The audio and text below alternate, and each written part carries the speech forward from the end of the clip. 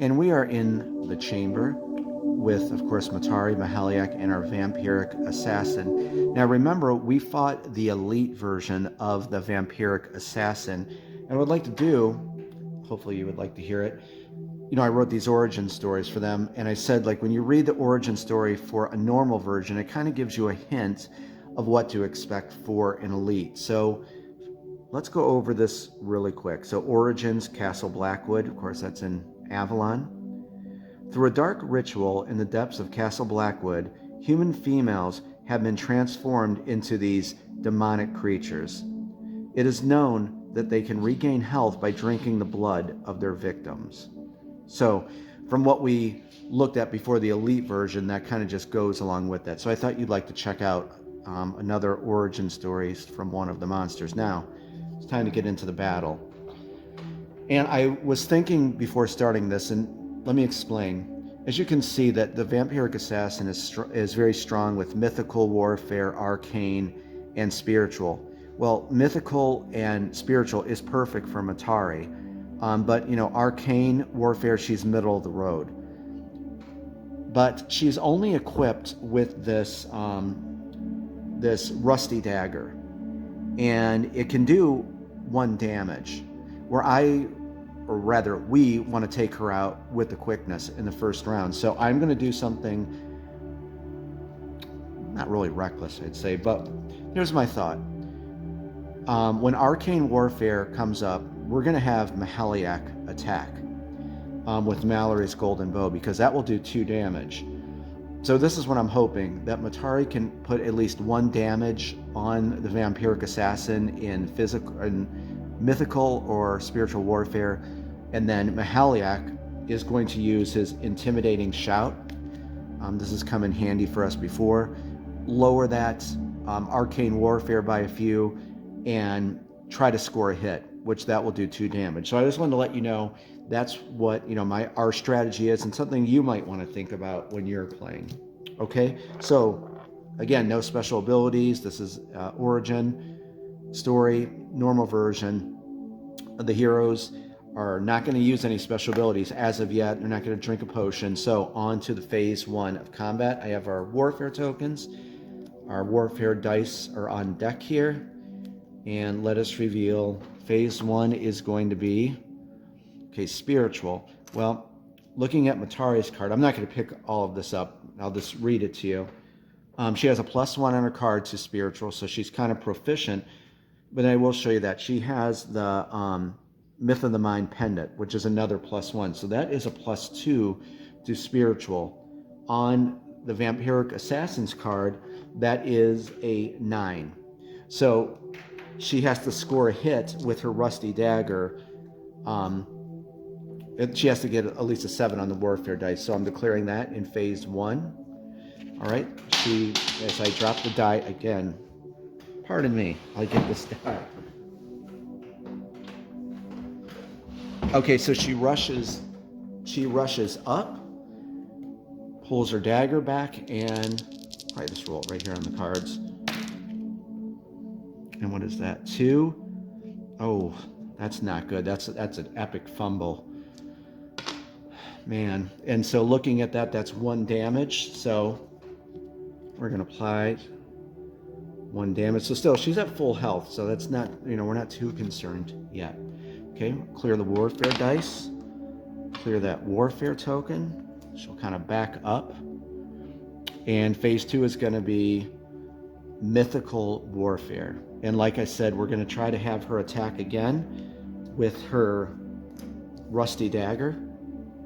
And there's the battle token attacking in phase 2. So let's talk. Oh, this is going to be very good, because on the vampiric assassin's card, that is a, I'll show you so you can see it. That's an 11. Well, you remember that she's a powerhouse with mythical warfare. She's got a +3 on her card, plus the pendant gives her 1, so that's 4, right? And then of course the rusty dagger gives her 6. So she is no doubt going to definitely put some damage on the vampiric assassin. This is perfect. So she runs up, pulls her dagger back, And that was that was a very low roll. And you know what? I don't think she did it, guys. But she's really fumbling. Where this vampiric assassin is darting, left and right. So really, even with three in her card, that's 6. The pendant plus 1, and then 2 for the dagger. So 3, 6, 7, 8, 9. Nope. She is going to take another damage. Now, see, I was totally confident. I'm sure you were confident that she was going to land a hit, but nope.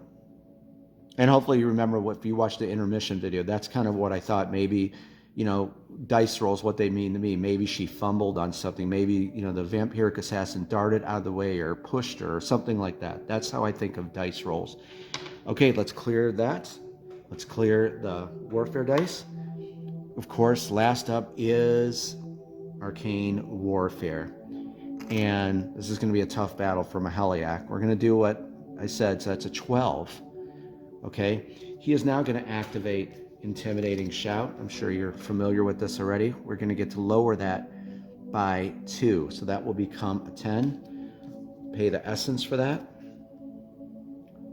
So he's down to 4 essence, and he is going to, of course, attack with Mallory's Golden Bow. It can do potential 2 damage, but remember on his card, it's -3. So this is going to be a very hard battle for him because he's not proficient in Arcane. So he runs up, pulls the bow back, and no, that's a 9 and a 2. That's 11, but you got a -3 because he's not proficient at that, and that brings that down to what, an 8. And nope, not enough. So Mahaliak is going to take a damage. We're going to go into another round of combat. Okay, let me set everything up, and we're going to get into round 2. Okay, here's round 2, and I just wanted to set everything up so I didn't waste your time. Okay, so we're back at the top of the round. Of course, no special ability. Go to the next. The heroes want to use any special abilities, drink a potion, nothing like that. We're going to move right into phase 1. We're going to shuffle these. And we'll take this one. Phase 1 is going to be spiritual warfare. Well, like we discussed before, she is going to attack with her rusty dagger, and she has a +1.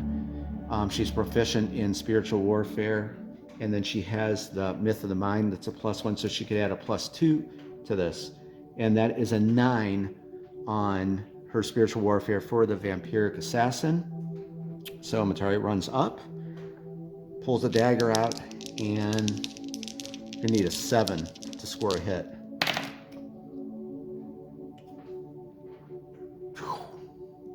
Look at that, an 8. Well, 7 and a 1, that's an 8, plus a 2, that's a 10. Barely did it, but she put a damage on the vampiric assassin. We'll put that there. She moves back, clear the dice, the warfare token, on the phase 2. Phase 2 is going to be mythical. And guys, we're going to do the same thing. We're going to declare the rusty dagger with phase 2. That's going to give us a +2 to mythical warfare, 1 damage. So there's that. So that's 2 for mythical, then of course the 1. And then our hero card, so that's 3. And then our hero card, that's a +3 for mythical. So we could add +6. And again, that's an 11 on her card. Yeah, I was wondering if I should use Intimidating Shout right now, with Zeke, with Mahaliak, but you know what? I don't want to go through that again. Let's do that. So again, we are permitted to use this before any warfare roll. They're in a chamber. Mahaliak's gonna use this. We're gonna pay the 1 essence. He's down now to 3 essence. We're gonna lower that mythical down by 2. Use that as a reminder. So Matari runs up, and the hits. I didn't even need it. She didn't even need it. Look at that. That's a massive hit. So 12 and what, 6? Or yeah, 12, 5, 17, that's 6 at 23. That was a massive hit. Okay, she's down to 2 or 1 health, I'm sorry. Clear that. We didn't even need that intimidating shout. Now, clear the dice. Here's what I think we should do. Of course, phase 3 is going to be arcane, right? I don't think we're going to do that with Mahaliak again. We're going to use Matari, and now we should have actually activated intimidating shout, because on her card, I believe that's at 12. Yeah. Now is the time to use intimidating shout. But we're going to have Matari attack with her rusty dagger, because all we need is 1 damage. Okay, so before the warfare roll, Mahaliak's going to kind of use intimidating shout. We're going to pay the 1 essence for that. He's down to 2 essence. And we're choosing to lower that arcane warfare by 2. And her rusty dagger, of course, is for phase 3. Declare that. She runs up with her dagger and hope she can do this. Yes! I would let out a huge Crusader roar, but I think the little lady in back who's an archer will come out and shoot me. She is from Old Orchard Grove in Avalon, and she's a marksman with her arrow. I don't want to get shot tonight, guys. That was very awesome. So that's 12. Of course, we lowered it to 10, but so she would have just made it if we didn't. Awesome. Okay, guys, the vampiric assassin is dead. Say goodbye to our friendly Minotaur. And Matari is going to loot this vampiric assassin. Very cool battle. I hope you guys are enjoying this. I'm having an awesome time hanging out with you and seeing what happens in the dungeon. Okay, let's get rid of this. And so she's going to go up. She's going to loot this. Of course, we're first going to get 2 life force. And that's pretty good for gold. So we're going to do our loot and gold roll. That's a 17 plus a 7.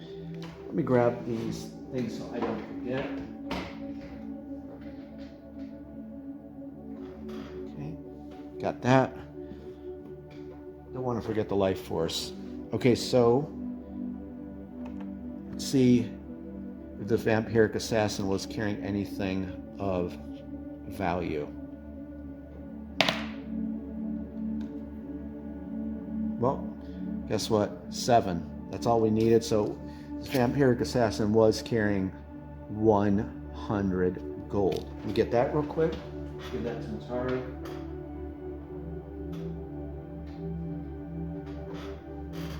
Okay, there's that. So she found 100 gold. And guys, we're in the chamber, and then I did sneak that quest token in for the Baron's wine. And remember, it was Baron Whitmore had them searching for his 2 bottles of sparkling cherry Jubilee wine. So they kind of go over to the cabinets and they're looking and they find something. And what could it be? You already know, right? There it is. The wine bottle. So we have found 1. We just have to find that last one, which is in the other chamber. Our main quest is complete. We're getting close to Celebration Day. Okay, let's head back to the dungeon for the monster phase. And before we head over into the monster phase to our minion speed track, just wanted to show you kind of the lay of the land. So we cleared this chamber. Here we are in this chamber. We got the wine bottle. So directly across the corridor in the Ancient Depths, our other sparkling cherry Jubilee wine resides. So we're going to get to that next turn. Red Widow, of course, is right there. We have a skeletal grunt. You probably can't see, but right there. And up here is Zeke. Okay, so I just wanted to let you see what's going on. Let's head over to the dungeon UI board and start the monster phase. And before we begin here in the monster phase, you may have just heard a dog bark. That was actually a fetch hound that just arrived in the village. That's how close we are to Avalon while we play Dungeon Crusade. On that note, let's roll the d6, see how fast the minions are going to be traversing for this turn. 4. Okay, so that's over here on the D8. So they're going to be using a D8, so kind of possibly speedy in the dungeon for the monster phase. And again, I'm just going to scooch you over here just to show you the minion population track is on 5. We of course have 5 minions. All right, let's go over to our, I believe our shadow, our wraith that has shadow step, and we'll activate it. Okay, and we're over here in the ogre's lair, and first up is our elite wraith, and base movement of 3, roll of a d8 in this monster phase, and it is on the green patrol route heading up to this skull pile node in ogre's lair east. So let's roll the d8, adding 3. It's a lot of movement. That's what is it, a 6? 6. Okay, so 6 and 3, that's 9. 1, 2, 3, 4, 5, 6, 7, 8, and 9. So the wraith will stop on that, but remember it does have its special ability shadow step. So let's see if that's going to activate. It's the d20. And no, that's only in 8. We're going to be right back here with our Blackwood Prowler, but we have to shoot over here to this skeletal grunt that is in the Pit of Darkness. Okay, and we are here with our skeletal grunt, which is an elite, and it has a base movement of 2 with the roll of the d8. And it is on a skull pile node, so it's going to pick up a new patrol route. So we'll roll, and okay, it's going to go blue, and that's not a lot of movement. 3 and 2 is, of course, 5. So let's see where the blue patrol route is. It is going right up here. So 1, 2, 3, 4, and 5. Well, I think you can already see as I move you up here so you can get a really better view. This is going to be quite interesting next turn, because of course Mahaliak and Matari are going to be crossing over this corridor to go into the Ancient Depths, and we're going to have to contend with the skeletal grunt. So as soon as they step out, remember, it is going to convert. I just want to show you this so I get it in your head. It's going to convert into a raiding minion. Immediately, as soon as it sees them, we're going to place this on its monster card. So this is going to be an interesting situation right here next turn. All right, on to our Blackwood Prowler. Okay, and our Blackwood Prowler here, of course, it's an elite, has the special ability Blood Moon Amulet, only activates during combat situations, and it has a base movement of 5 plus the roll of our d8. So set that there. And it's also moving on the green patrol route. So 5 and, wow, 8. Okay, so that's 13. 1, 2, 3, 4, 5, 6, 7, 8, 9. Now it can occupy 10. It's going to have, what is that, 3 remaining. It can occupy that momentarily to pick up a patrol route. So we'll roll, and it's going to be going blue. So it has 3 movement remaining, and our blue patrol route is right here. So 1, 2, and 3. So we're going to point it like facing that way, and it's heading over here into the Well of Eternity. Okay, up. We have to get over, actually it's right over here. So I'll tell you what, let's just do this. Let's get rid of this card, because next up is our Shadow Dweller, and it's heading for that monster spawn point. So let's just get its card, wrap this up now. Again, special ability Webbed, only like during combat. Base movement of 4 plus the roll of our d8. And it'll definitely be, I'm just going to roll the patrol route die now, because it's going to definitely pick up another patrol route here. Okay, so it's going to go green when it hits that. A lot of movement again. That's 12. So 1, 2, 3, 4. It's going to go green, so it's going to kind of head back up to the Chapel of Light South. So 1, 2, 3, 4, right? I said 4.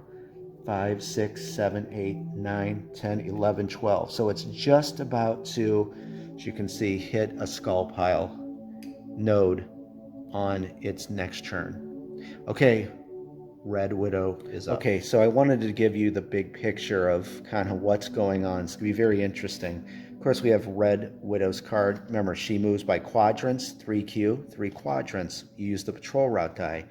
Just want to point all this out. Of course, we have our 2 heroes in the chamber who are safe for the moment. Skeletal Grunt's going to be coming up here. Here's Red Widow, and way up here in the runes of Daggerth, we have Zeke. So we're hoping Red Widow doesn't get near there, because that just wouldn't be good. We want to, you know, surprise Red Widow with Zeke and Matari, you know, for our Guardian hunting party to take her down. So just wanted to give you kind of the lay of the land of what's going on here. So let's get our patrol route die for Red Widow. She is in the runes of Hamvir right now, picking up for her first move, another patrol route, and it is going to be orange. Okay, so she's going pretty far away. I always try to pull the camera back because these Guardians make such huge movement. So orange patrol route is right here. So Red Widow's going to kind of go down, up here, comes around here, and then over here into Hero's Vigil to pick up another patrol route. So that's her one movement. So we'll roll again. Okay, gonna go green now. So let's see where, try to get you closer so you can see all that. Okay, so we're going green. Green patrol route is right. Okay, so it's another thing with the footprint here. That door was blacking it. Notice that the footprint is on orange, so it's going to follow the orange patrol route. So she's going to kind of shuffle back this way, back to this skull pile node. Maybe she thinks the heroes are around here. Do you think? Maybe that's why she came back. Okay, for one more movement. Let's see where she goes. What, you know what? Watch it be green. So roll. No, it is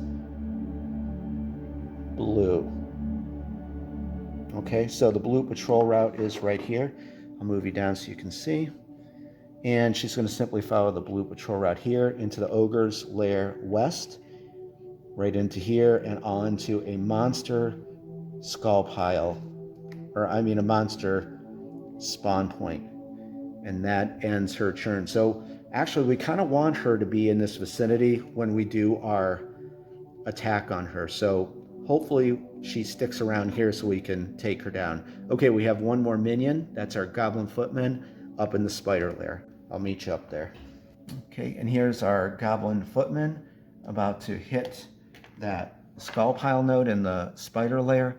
And again, let's see, that's D8 plus 3 for base movement, screeching alarm. It's not a rating minion. So let's roll the dice here. Hopefully I can roll here without knocking too much over. And I'm just going to roll the patrol route die now. Okay, well, it's going to go blue. Let's put that die there. So 4 and 3, that's 7. So that's 1. And consulting where the blue patrol route is. Blue patrol route is right here. Actually, it's going to come right down to this one right here. So that was one movement. 1, 2, 3, 4. Yeah, 4, 5, 6, 7. That trap was in the way. But yeah, you can see it kind of like curves around and comes down here. Right where, actually, let me pull this back so you can see everything. So, very interesting how that came out. Zeke is literally right around the corner there. But actually, yeah, so it's going to pick up another patrol route, and it'll be interesting to see where this minion goes. A lot of stuff's going to be happening in turn 9. I'm very excited for it. All right, let's pull the camera back and wrap up turn 8. And guys, that's a wrap for turn 8. I have to say, this was, I think, as good as turn 7.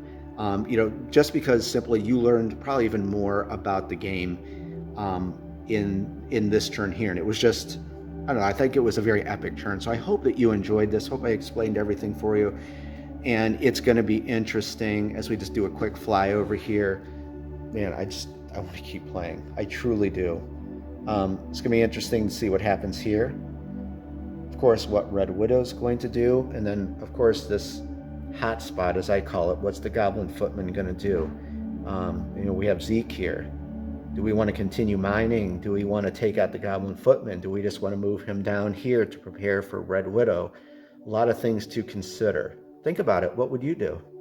What would you do in this situation? Tell me. Attack the Goblin Footman, just keep mining, or move into the Ancient Depths to prepare for Red Widow? I'd like to hear your thoughts on that. A really awesome turn again. I love hanging out with you guys. I am having the best time playing this. And I'm going to get churn 9 up here ASAP, because I said we got a lot of stuff done, so we're in a very good position. Okay, guys, have an awesome weekend. You're going to be seeing me real soon, and we're going to continue our Solo Crusader mode. Stay safe. Have a great weekend, and I'll talk to you very soon. Bye-bye.